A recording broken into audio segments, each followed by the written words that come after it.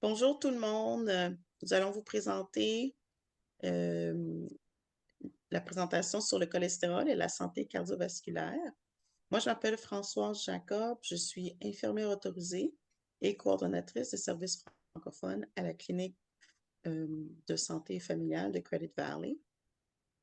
Bonjour à tous, mon nom est Karina Loaiza et je suis diététiste professionnelle et éducatrice agréée en diabète.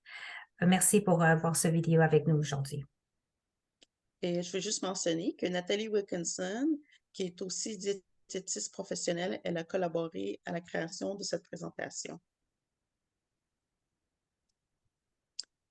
Le contenu de la présentation, ce qu'on va couvrir, c'est le cholestérol et la dyslipidémie. Qu'est-ce que le gras corporel, les muscles, la haute tension, comment la prendre, comment aider à prévenir ou à mieux contrôler le cholestérol et en général le syndrome métabolique et comment prévenir le diabète en bref. Et aussi, il va y avoir l'aspect nutritionnel lié au cholestérol et aux maladies chroniques. Ça va être présenté par Karina. Qu'est-ce que le cholestérol? Alors, le cholestérol, c'est une partie essentielle de la structure cellulaire. C'est une forme de lipide que l'on retrouve dans le corps. C'est une forme de lipide qu'on appelle un stérol qui aide à la flexibilité de la membrane cellulaire. Il est fabriqué dans le foie ou vient des aliments. Alors, c'est vraiment un élément essentiel pour le fonctionnement de notre corps. Notre corps est composé de trillions de cellules. Alors, pas des milliards, mais des trillions de cellules. Et chaque cellule a une membrane cellulaire, une membrane plasmatique. Alors, cette membrane-là, elle protège la cellule des autres cellules et du corps en général. Alors, ça crée c'est comme un organisme unitaire. Alors, c'est pour ça que c'est important que la membrane cellulaire soit protégée dans son intégralité, surtout lorsqu'il fait froid dehors, lorsqu'il fait chaud. Notre cellule doit rester fonctionnelle. Nos cellules, nos trillions de cellules doivent rester fonctionnelles et le cholestérol contribue à faire cela. Alors, c'est pour ça que c'est quand même important de comprendre le fonctionnement là, du cholestérol dans le corps. Alors, le cholestérol, il fait partie du cycle entérohépatique. Alors, ce que ça implique, c'est que le cholestérol il est fabriqué principalement par le foie. Il peut venir aussi d'un apport alimentaire. Il est distribué dans les vaisseaux sanguins, dans le corps, dans le LDL. Le LDL, c'est une protéine qui distribue le cholestérol dans l'organisme. Et ensuite, lorsque la distribution est faite, les cellules ont reçu leur dose de cholestérol. Le corps, grâce au HDL, transporte le cholestérol vers le foie et ce cholestérol-là peut être emmagasiné ou éliminé par le corps. Alors, parlons un peu de l'apolipoprotéine B. Qu'est-ce que c'est? L'apolipoprotéine B c'est une molécule qui aide à transporter le cholestérol et les triglycérides dans le sang. Alors, le foie, lorsqu'il fait la synthèse, le foie, là, il distribue le cholestérol et les triglycérides dans le corps humain. Alors, pour le faire, il a besoin d'utiliser des vésicules qui contiennent le cholestérol et les triglycérides. Alors, ces vésicules-là ont aussi une molécule qui est sur la vésicule et qui s'appelle l'apolipoprotéine B. Alors, dans le sang, là, le foie envoie dans le sang les vésicules sous forme de VLDL. Alors, au cours de leur voyage dans les vaisseaux sanguins, les vésicules rapetissent parce qu'ils distribuent le cholestérol et les triglycérides dans le corps. Alors, les vésicules deviennent IDL, ensuite LDL. Alors, lorsque c'est le LDL, les vésicules sont un peu plus petites. Ce qui se passe, c'est que l'apolipoprotéine B a la capacité de passer à travers la membrane des vaisseaux sanguins. Alors, lorsque ça se passe, ça crée de l'inflammation, puis il peut avoir la création de plaques et ça peut aussi éventuellement faire des caillots. Alors, lorsqu'il y a présence de caillots, il y a plus grand risque là, d'accident vasculaire cérébral ou d'embolie pulmonaire. C'est pas très bon. Alors, c'est pour ça qu'on utilise la lipoprotéine B pour mesurer le risque cardiovasculaire parce que c'est un bon indicateur de la quantité de LDL qui est dans le sang. Alors, c'est ça. Puis ensuite, au niveau des tests, euh, pour mesurer là, les bilans lipidiques. Le test là, régulier, c'est le test à jeun. Il faut prendre la prise de sang pour faire la mesure. Et puis, on mesure en général le HDL, le LDL et les triglycérides. Il y a un autre test qui est non à jeun. C'est un test plus spécialisé. Puis, c'est le test qui mesure la lipoprotéine B dans le sang. Alors, ce sont des tests qui sont disponibles. Vous pouvez en parler à votre médecin. Merci. Quelles sont les causes du haut cholestérol? Alors, il peut avoir l'âge. Donc, le cholestérol augmente avec le vieillissement. Les régimes alimentaires, comme vous avez vu dans l'autre acétate, l'apport en aliments gras ou en aliments riches en cholestérol, ça peut modifier. Le manque d'activité physique, la consommation d'alcool, le sexe. Les femmes ont tendance à avoir plus de gras corporel, mais les hommes ont un taux de cholestérol plus élevé. Et le poids corporel en général, alors quelqu'un qui a un surpoids ou qui a un indice de masse corporelle élevé, il peut avoir une plus grosse quantité de cholestérol, de mauvais cholestérol dans le sang. L'autre cause, c'est génétique. Alors, peu importe ce qu'on fait, peu importe notre âge, il y a des gens qui vont avoir un taux de cholestérol, de mauvais cholestérol plus élevé que la moyenne. Et ça, c'est dû à des mutations génétiques. Et puis, ils ont fait des études scientifiques et puis ont découvert que certaines familles ont des plus hautes doses de cholestérol dans le corps. De mauvais cholestérol, c'est dû aussi aux gènes. Alors, ces gens-là, habituellement, après avoir pris des médicaments plus réguliers, ils peuvent prendre des médicaments plus spécialisés qui vont bloquer les protéines à la source, alors pour vraiment baisser le mauvais cholestérol dans leur système. Alors, le taux de cholestérol peut être élevé. Ça peut être aussi dû à de l'hypothyroïdie, ça peut être dû au diabète et ça peut aussi être dû à l'insuffisance rénale. Alors, un petit résumé au niveau du cholestérol, de la dyslipidémie. Alors, lorsqu'on parle du cholestérol, vous avez le mauvais cholestérol. Alors, le mauvais cholestérol, LDL, c'est quoi? C'est une protéine qui distribue le cholestérol dans les vaisseaux sanguins. Alors, vu qu'elle distribue le cholestérol, elle augmente la quantité de cholestérol qu'on retrouve en liberté dans le corps. Le HDL, c'est une protéine qui ramasse le cholestérol dans le système. Alors, l'idéal, c'est d'avoir deux points ou moins de LDL et d'avoir 1 point ou 1,3 la dose HDL, mais le ratio de cholestérol total doit être à 5,2 ou moins pour être considéré comme normal. Les triglycérides, qui sont du gras libre dans les vaisseaux sanguins, doivent être à 1,7 ou moins dans le corps. Alors, lorsqu'il y a une trop grosse quantité de cholestérol dans la liberté, ça peut créer des plaques et puis il y a de l'accumulation de LDL. Ça crée des plaques et il y a une accumulation de cholestérol due au LDL. Alors, le temps des fêtes approche. Alors, il faut vraiment penser qu'un aliment riche en gras, un repas riche en gras, ça peut modifier votre niveau de cholestérol. Même si c'est une alimentation qui ne dure que quelques semaines, alors il faut faire attention. Si vous êtes quelqu'un qui est à risque, vos taux sont déjà élevés, vous devez vraiment surveiller ce que vous prenez. Les boissons alcoolisées, les aliments riches en gras, le sucre. Alors, on parle du temps des fêtes. Des fois aussi, pendant les vacances, on oublie ça. mais ça peut augmenter le taux de cholestérol et les visites fréquentes au restaurant aussi, tout dépendamment de quel restaurant, des restaurations rapides, des aliments transformés, ça peut augmenter le taux de cholestérol. Lorsqu'on parle aussi des éléments comme qui peuvent être plus à risque, il y a le tour de taille. Alors, quelqu'un qui a un tour de taille qui est à plus de 102 pour 102 cm pour un homme ou plus de 88 cm pour une femme, on peut dire que le tour de taille commence à être élevé.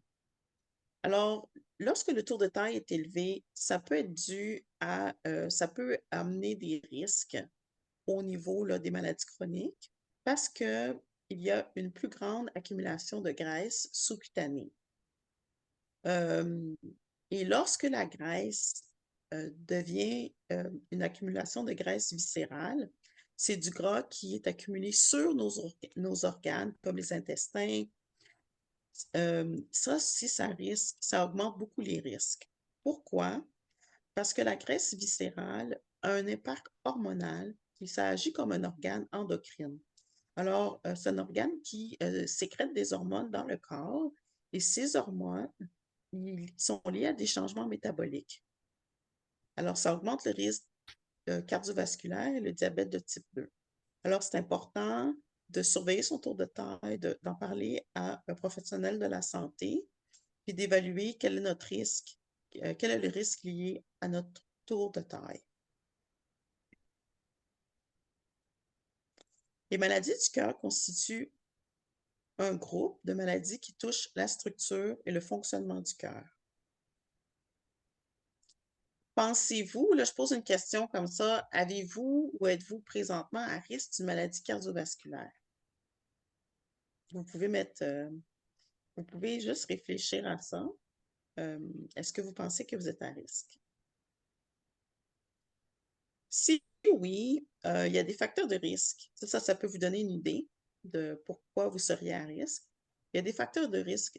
On a déjà parlé de l'âge, du sexe, l'origine ethnique. Il y a certains groupes ethniques qui ont plus d'incidence de maladies cardiovasculaires.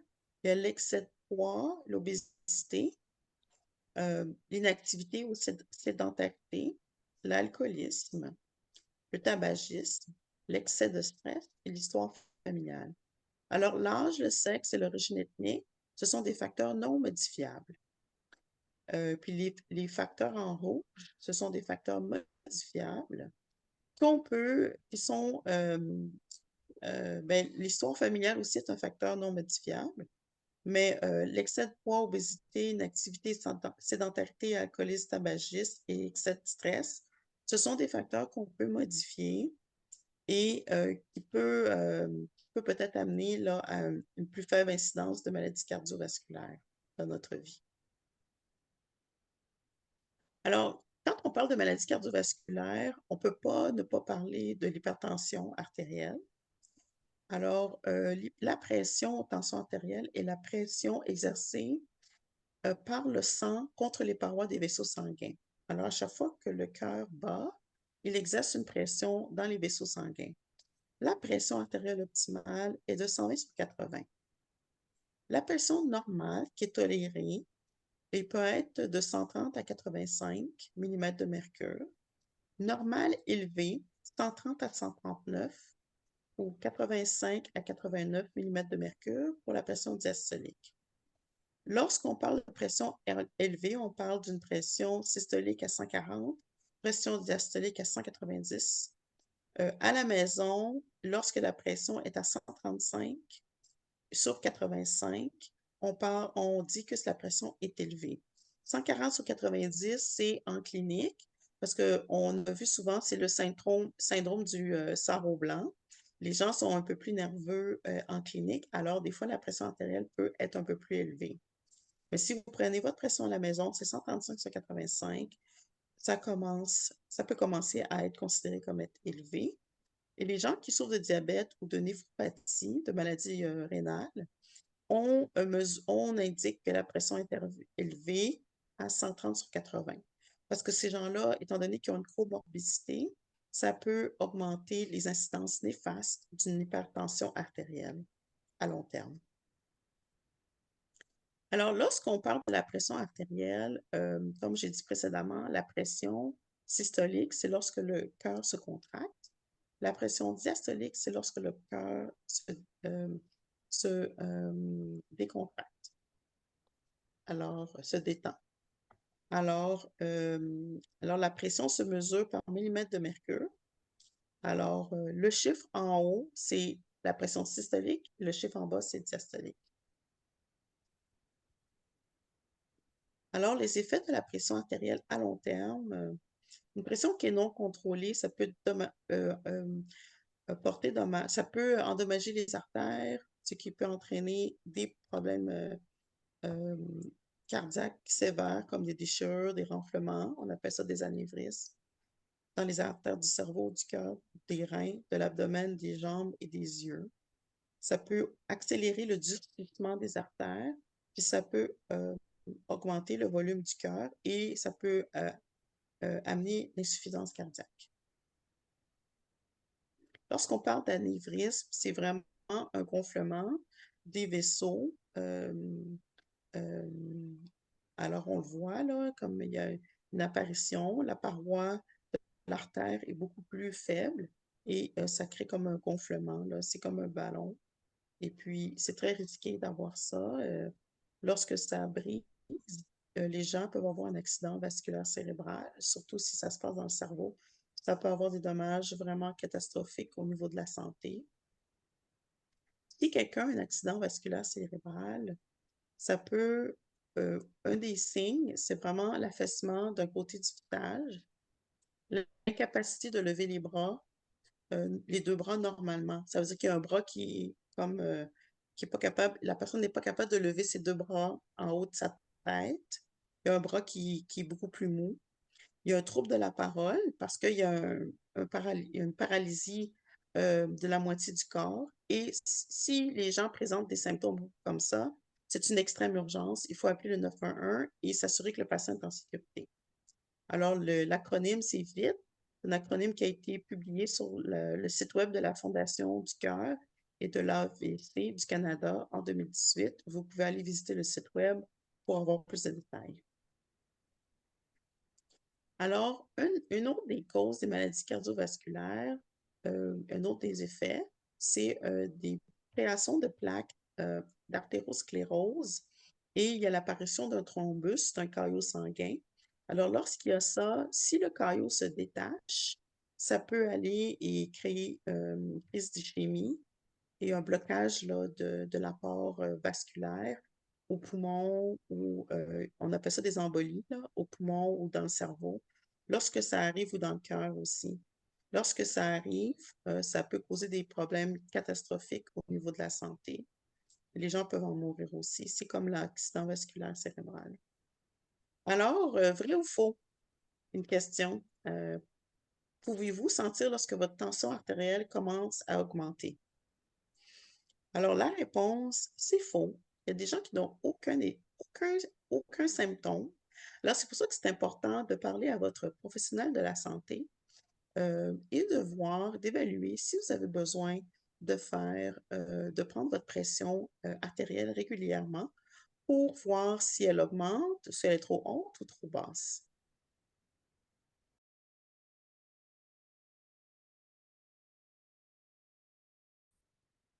Dans cette section sur la nutrition, nous allons parler de fibres alimentaires, sucre, gras, sodium, potassium, alcool, caféine et un bref aperçu de comment lire les étiquettes. Commençons par les fibres alimentaires. Le nouveau guide alimentaire canadien met l'emphase sur les fibres car il recommande que la moitié de votre assiette soit remplie principalement par des légumes et des fruits. De plus, il recommande de favoriser des protéines à base de plantes comme les légumineuses ainsi que les grains entiers. Un ajout de fibres, surtout les fibres solubles, de 5 à 10 grammes par jour peut réduire votre risque de maladies cardiovasculaires. Sur ces images, on voit quelques exemples d'aliments riches en fibres solubles. Entre autres, une cuillère à table de graines de lait va vous fournir 0,7 g de fibres, une cuillère à table de psyllium, 3,5 g, une demi-tasse de brocoli, 1,5 g, 3/4 de tasse d'haricots noirs ou rouges jusqu'à 5,5 g. Parlons maintenant des sucres. Ils sont bons au goût, mais malheureusement mauvais pour votre santé cardiaque s'ils sont consommés en grande quantité. Donc, une réduction de l'apport calorique, particulièrement dans des calories provenant des glucides et des sucres raffinés, peut réduire votre risque de maladie cardiovasculaire. Vrai ou faux? Le miel est-il meilleur que le sucre? La réponse est faux. Comme nous verrons dans la prochaine diapositive, le miel et le sucre sont équivalents. Donc, si on compare par exemple une cuillère à thé de sucre et une cuillère à thé de miel, ils contiennent la même quantité de glucose ou sucre, donc 4 grammes de cuillère par cuillère à thé. Quoi penser alors du jus d'orange? Est-il meilleur que le Pepsi comme on le voit sur cette image? La réponse est non. Donc, si vous regardez le tableau de la valeur nutritive, vous trouverez qu'un verre de jus de 355 ml au 10 onces contient la même quantité de sucre qu'une canne de Pepsi, c'est-à-dire 40 grammes de sucre. Donc, si on divise ce 40 grammes par 4 grammes pour chaque cuillère à thé de sucre, on peut déterminer que le Pepsi ou le jus contiennent en fait 10 cuillères à thé de sucre par portion. Maintenant, parlons du gras. Comme on le sait tous, la quantité et la qualité ont un impact direct sur notre niveau de bon ou mauvais cholestérol. Le plus important, c'est de retenir qu'une réduction de gras saturés et ou le remplacement de certains gras saturés par des gras insaturés peut réduire votre risque de maladie cardiovasculaire. Tel que vous le voyez sur cette image, les gras saturés sont du côté gauche, donc la viande rouge, les produits laitiers élevés en gras, les pâtisseries ou biscuits. Tandis que du côté droit, on retrouve les gras insaturés, tels que le poisson, les huiles végétales et les noix. Selon vous, pourquoi est-il important de vérifier la quantité de gras de vos produits laitiers? Vous allez sûrement me répondre que c'est parce qu'ils peuvent contenir des quantités élevées de gras saturés et vous avez raison. Alors, pour vous assurer que votre fromage ou yogourt soit faible en gras, vérifiez le pourcentage de matière grasse au bas de l'emballage ou pourcentage MG, comme on le voit sur ces images. On recommande de choisir des fromages ayant moins de 20 de matière grasse et pour les yogourts, que ce soit nature ou grec, 2 et moins sont recommandés.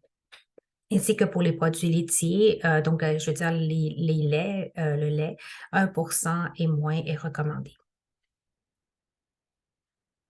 Comme vous le savez, la viande peut être une source élevée de gras et surtout de gras saturés. Si on examine les types de viande de droite à gauche sur cette image, on voit que le steak T-bone contient 5,6 grammes, le lapin 1,8 grammes de gras, la longe de porc 0,8 grammes, la poitrine de poulet évidemment sans la peau 0,4 et si vous consommez de l'orignal 0,2 grammes. Donc, plus vous choisissez une viande maigre, le moins que vous consommez de gras saturés. Parlons maintenant des bons gras comme l'oméga 3. Une consommation régulière d'oméga 3 dans votre alimentation peut réduire votre risque de maladie cardiovasculaire.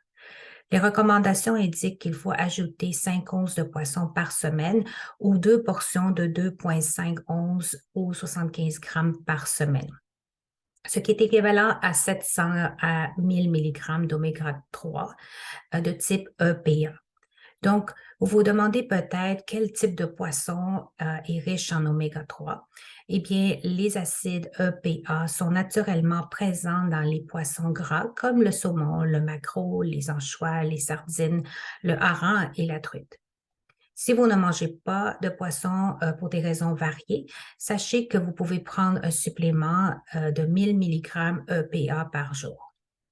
Assurez-vous que la mention EPA est inscrite sur l'étiquette, car c'est la forme d'oméga 3 qui est la meilleure pour votre santé cardiaque. Parlons maintenant d'un des gras trans que, comme vous le savez peut-être, ils sont souvent ceux qui augmentent votre mauvais cholestérol. Cela ne veut pas dire de ne pas les consommer, mais plutôt que de les consommer avec modération. Les gras trans se retrouvent malheureusement dans les aliments prêts à manger, les pâtisseries, les desserts et les biscuits. On revient alors à l'importance de lire les étiquettes lorsqu'on achète ces aliments afin de choisir ceux qui sont le plus bas en gras trans. Vrai ou faux? Est-ce que le beurre d'arachide contient-il des gras trans? La réponse est vraie. Surprenamment, le beurre d'arachide qui a été homogénéisé ou mélangé contient dans sa liste d'ingrédients des huiles végétales hydrogénées. Assurez-vous alors de lire la liste des ingrédients et si vous voyez le mot hydrogéné, il vaudrait mieux l'éviter. Les beurres d'arachide et les beurres d'amande qui sont nature ou non homogénéisés, donc ceux dont l'huile se sépare, ont au moins de gras trans. En plus de lire la liste des ingrédients, savoir lire le tableau de la valeur nutritionnelle est aussi importante. Alors, comment lire les étiquettes? Voici les étapes faciles à se rappeler. Premièrement, il faut vérifier la portion, donc comparer la portion sur l'emballage à la quantité que vous consommez. Si vous mangez la portion indiquée au tableau de la valeur nutritive, vous obtiendrez la quantité de calories et d'éléments nutritifs indiqués. Deuxièmement, vérifiez les calories. Les calories vous indiquent la quantité d'énergie que vous obtenez à partir d'une portion d'un aliment emballé. Troisièmement, recherchez le nutriment que vous voulez évaluer. Dans ce cas-ci, on voit que les lipides sont surlignés. Quatrièmement, vérifiez le pourcentage de la valeur quotidienne, donc le pourcentage que vous voyez à droite. Donc, le pourcentage de la valeur quotidienne indique les éléments nutritifs sur une échelle de 0% à 100%. Cette échelle vous indique si une portion de l'aliment emballé contient peu ou pas d'un élément nutritif. Utilisez ce pourcentage afin de comparer le contenu nutritif de différents aliments.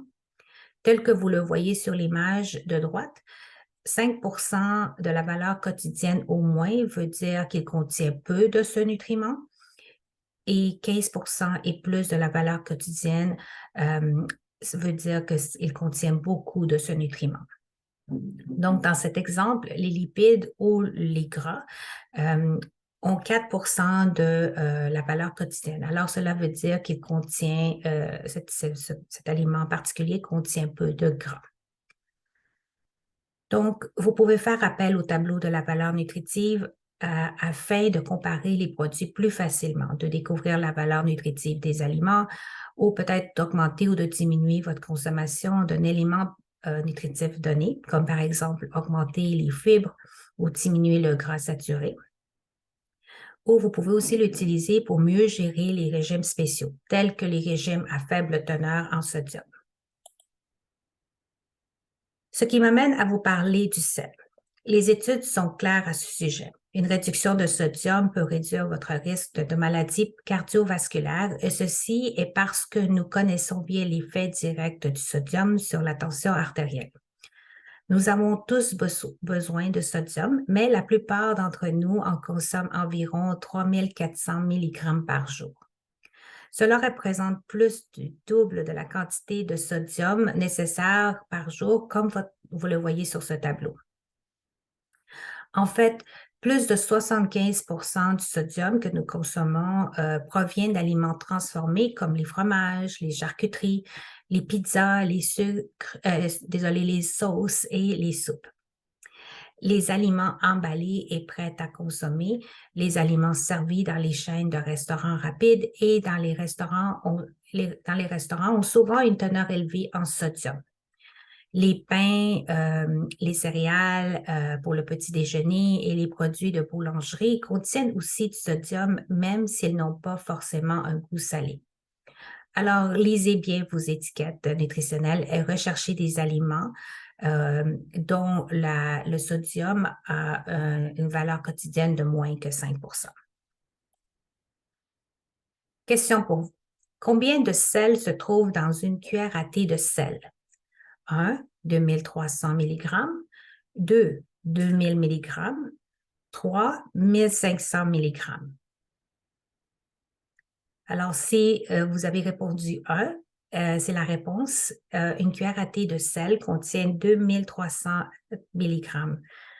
Donc, pour vous donner d'autres exemples du contenu en sel de certains aliments, on peut penser par exemple à une tasse de Cheerios qui contient 250 mg. 2 tranches de pain vous donnent 350 mg de sodium. Une tranche de fromage Kraft, 740 mg de sodium. Une table sauce soya, 770 mg. Et si vous passez au McDonald's, par exemple, et vous voyez l'étiquette nutritionnelle d'un Big Mac, il contient 1020 mg. Donc, parlons du potassium. On a tous besoin de potassium à chaque jour. C'est un minéral qui travaille en équilibre avec le sodium. Comme on l'a vu auparavant, on consomme trop de sodium. Alors, afin d'équilibrer notre alimentation, il faut consommer plus de potassium. Une diète riche en potassium nous indique une baisse dans la tension artérielle et peut aider à diminuer le risque d'avoir d'autres maladies. On retrouve le potassium dans plusieurs fruits et légumes. D'autres sources sont les patates avec la peau, les légumineuses, les feuilles de betterave cuites, les tomates en purée et les poissons comme le thon et le saumon. L'alcool. Si vous en consommez, buvez avec votre modération. Les recommandations nous disent de limiter à 1 à 2 portions par jour pour les hommes et de 0 à 1 portion pour les femmes. Donc, consommer l'alcool en grande quantité peut, entre autres, nuire au jugement, fournir des calories vides qui peuvent entraîner un gain de poids ou faire augmenter la tension artérielle et les taux de triglycérides.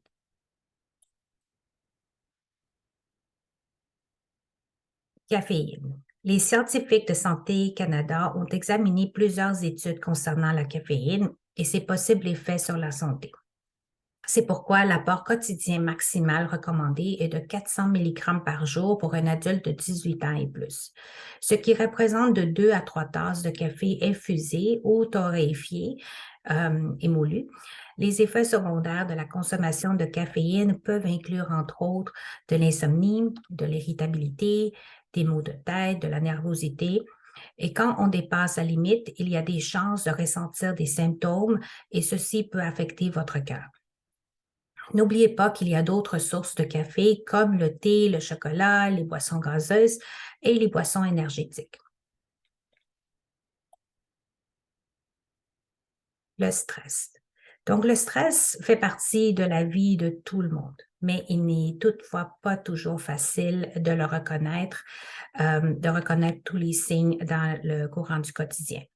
Bien que le stress se passe d'abord dans la tête, il y a des effets considérables sur le corps. Il peut nuire à la santé de votre cœur. C'est pourquoi le stress chronique peut augmenter la pression artérielle. Le stress amène le corps à libérer des hormones qui augmentent la pression artérielle. Le stress augmente le risque de caillots sanguins. Et afin de favoriser des stratégies de gestion du stress, faites l'emphase sur l'activité physique, dont on va parler bientôt, la forme mentale, le soutien social, des routines qui sont très importantes de maintenir de façon journalière, le sommeil et recourir à l'aide professionnelle si vous en avez besoin.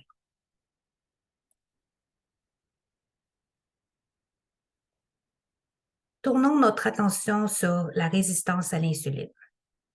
La résistance à l'insuline est une conséquence dangereuse de l'excès de poids. Chez les personnes qui ont un surpoids et plus particulièrement l'excès de gras localisé au niveau abdominal, Il arrive fréquemment que cette action de l'insuline soit perturbée et que les organes ne réussissent plus à capter et à entreposer aussi efficacement le sucre.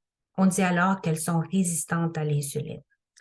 À ses débuts, cette résistance à l'insuline passe souvent inaperçue car le pancréas est capable de produire de plus grandes quantités de l'hormone pour compenser de cette perte d'efficacité et ainsi permettre aux organes de continuer à capter et à entreposer.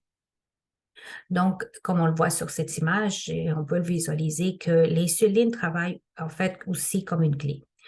Donc, qui va ouvrir justement ces serrures, des portes où est-ce que justement entre le sucre dans la cellule. Donc, comme on l'a vu plus tôt avec Françoise, quand la graisse corporelle s'infile justement dans la section abdominale, en fait aussi, il se retrouve dans les différents organes primordiaux. Donc, on voit des couches finalement de gras à travers ces organes. Et finalement, là, quand il y a des couches de gras, puis l'insuline essaye d'ouvrir cette serrure, c'est difficile de le faire ouvrir. Alors, d'où que le sucre ne rentre pas dans la cellule et reste dans les vaisseaux sanguins. Donc, d'où que parfois, le médecin va justement détecter une hyperglycémie et souvent, c'est soit un diagnostic de diabète ou de prédiabète.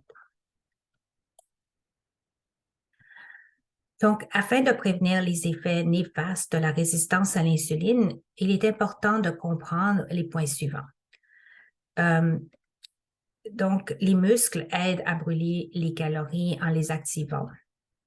Avec l'âge, il y a une décroissance naturelle des muscles.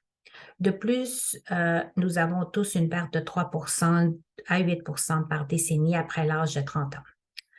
Malheureusement, l'immobilité nous fait perdre de 0,5 à 0,6 de notre masse musculaire par jour. Par conséquent, gardez vos muscles actifs et en santé en faisant régulièrement de l'exercice de musculation améliorera significativement la gestion de votre cholestérol, haute pression artérielle et niveau de glucose. Ceci dit, parlons maintenant des recommandations d'activité physique. Donc, sur cette diapo, vous voyez les recommandations pour les 18 ans à 64 ans. Donc, en résumé, c'est l'importance d'être actif pendant au moins 150 minutes par semaine et ceci peut contribuer à réduire le risque de décès prématuré, de maladies du cœur, d'accidents vasculaires cérébraux, d'hypertension artérielle, aussi de certains types de cancers. Ça peut également aider à réduire le diabète de type 2 ou l'ostéoporose ou le surplus de poids et peut mener en fait à une amélioration de forme physique, la force aussi musculaire et la santé mentale, morale et aussi l'estime de soi. Et voici donc les recommandations d'activité physique pour les gens de 65 ans et plus. Donc, les recommandations sont semblables à l'autre groupe d'âge, c'est-à-dire d'être actif au moins pendant 150 minutes par semaine. Ceci dit, bon, l'activité peut amener les mêmes bienfaits, mais elle peut également aider les aînés à conserver leur autonomie fonctionnelle, conserver leur mobilité, améliorer leurs conditions physiques, améliorer ou maintenir leur poids corporel, ou maintenir leur santé osseuse et maintenir leur santé mentale et à se sentir mieux.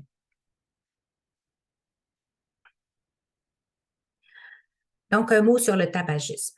Comme on le sait tous bien, le tabagisme est un des facteurs de risque le plus élevé associés aux maladies cardiovasculaires. Cesser de fumer peut vous protéger contre les maladies cardiaques en aidant à réduire la charge de travail de votre cœur, baisser votre tension artérielle, réduire le risque d'accumulation de plaques grasses supplémentaires dans les artères. En fait, il peut aussi réduire le risque de caillots sanguins si vous arrêtez de fumer. Donc, cesser de fumer a des bienfaits immédiats et spectaculaires. Dès que vous cessez de fumer, vous commencez déjà à vous sentir mieux. En fait, dans les 20 minutes suivant l'arrêt, votre pression artérielle et votre poids redeviennent normaux. 24 heures après avoir arrêté, votre risque de crise cardiaque commence à diminuer. 14 jours après avoir arrêté de fumer, votre circulation s'améliore. Les voies aériennes dans vos poumons se décontractent. 1 an après avoir cessé de fumer, votre risque de maladie cardiaque est réduit de moitié. Si vous fumez et que vous considérez arrêter, sachez qu'il existe plusieurs ressources. Notre équipe de santé familiale offre des services de cessation du tabac et sur cette diapo, on voit une liste d'autres ressources à ce sujet qui sont disponibles pour vous. Pour terminer, nous aimerions parler de qu'est-ce que le syndrome métabolique. Le syndrome métabolique est le nom donné à un groupe de 5 facteurs de risque qui accroissent votre risque d'être atteint d'une maladie du cœur, d'avoir un accident cérébrovasculaire et de souffrir du diabète. Les 5 facteurs de risque sont les suivants: l'hypertension, l'hyperglycémie ou la résistance à l'insuline, le taux de triglycérides élevé, le faible taux de cholestérol HDL, parfois appelé le bon cholestérol, et l'obésité, en particulier si la plus grande partie de votre poids est repartie autour de votre taille. Si vous avez au moins 3 des 5 facteurs de risque, votre médecin pourrait vous diagnostiquer comme ayant le syndrome métabolique. En général, vous êtes 2 fois plus susceptible d'avoir une maladie du cœur et 5 fois plus susceptible de souffrir de diabète si vous êtes atteint de syndrome métabolique. La bonne nouvelle, c'est qu'il est possible de prévenir ou de retarder le syndrome métabolique en perdant du poids, en faisant de l'exercice, en cessant de fumer et en améliorant vos habitudes alimentaires. Avant de terminer, nous aimerions parler brièvement de notre équipe de santé familiale Credit Valley. Nos médecins francophones acceptent de nouveaux patients et pour vous inscrire en ligne, allez au site web qui est indiqué sur cette diapo. Si vous avez déjà un médecin avec nous, vous pouvez nous contacter au numéro qui est écrit dans le diapo ou par courriel. Merci.